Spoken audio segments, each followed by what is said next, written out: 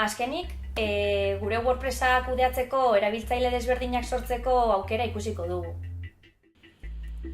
Azkenik, zer diren erabiltzaileak ikusiko dugu.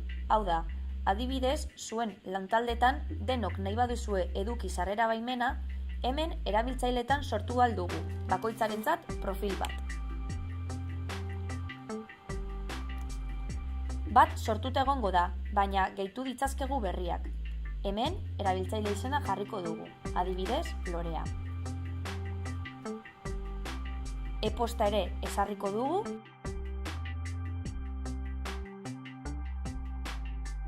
eta bere izena Lorea Argarate. Webgunea ez dugu jarriko.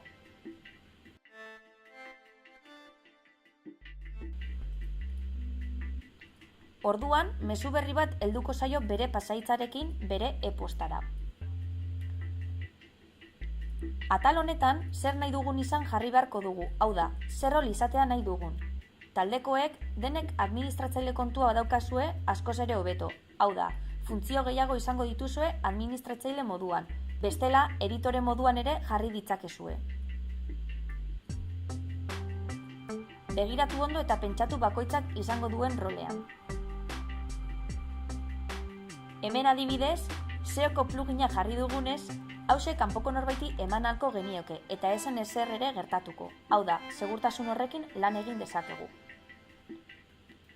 Administratzaile izango dela esango diogu eta aurrera. Gehitu eta horrekin bukatuta egongo litzateke.